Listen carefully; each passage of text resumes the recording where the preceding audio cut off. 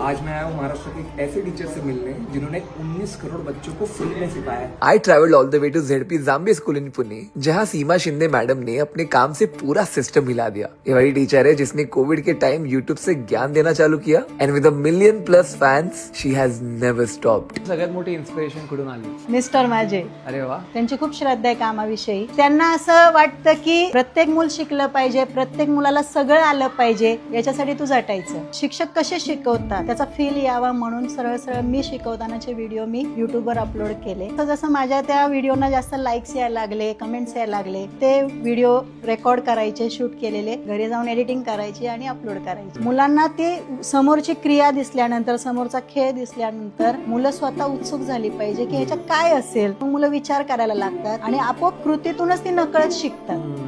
तर मी उपक्रम सुरू केलाय जो 100% उपस्थित राहील. पूर्ण महिन्यामध्ये एकही दिवस घरी राहणार नाही, त्याला मी 1 तारखेला बक्षीस देते. 17 ते 18 मुलं दर महिन्याला बक्षीस घेतात. क्या बात. आणि दर शनिवारी आमचा आनंददायी शनिवार असतो, त्यामध्ये पण खेळ असतात. त्या खेळांमधून, स्पर्धांमधून पण जो नंबर काढेल त्याला पण बक्षीस असतं. 1 2 3 स्टार्ट.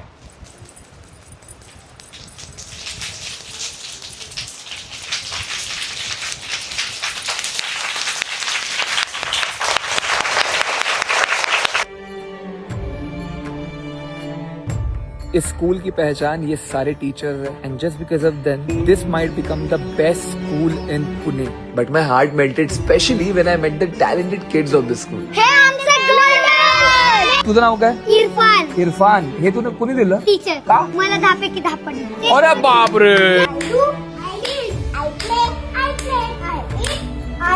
मला कधी वाटलं की तुमच्या युट्यूबमुळे खरंच एका मुलाचं जीवन बदललं. हाडांचा कॅन्सर असणारा एक मुलगा आहे, हर्ष नावाचा. तो खूप बिकट परिस्थितीतून आता चाललेला आहे. त्याच्यासारखे केमो सुरू आहेत. आता एक त्याचं ऑपरेशन पण झालंय हाताचं. पण तो लढतोय. तो माझे व्हिडिओ बघून मोटिवेट होतोय किंवा इन्स्पायर होतोय शिकण्यासाठी. तो मला बघून म्हणतो की नाही मॅम, मी बरा होणार आणि मी तुम्हाला भेटायला येणार, तुमच्या शाळेत येणार. जर तुम्हाला आपल्या शिक्षण पद्धतीमध्ये एक बदल करायचा असेल तर तू काय असेल? सध्या जे पाठ्यपुस्तकावर जास्त जोर दिला जातो अभ्यासक्रमावर, त्याच्या जोडीला आणखीन जी व्यवसाय कौशल्य आहे ती पण ऍड केली पाहिजे.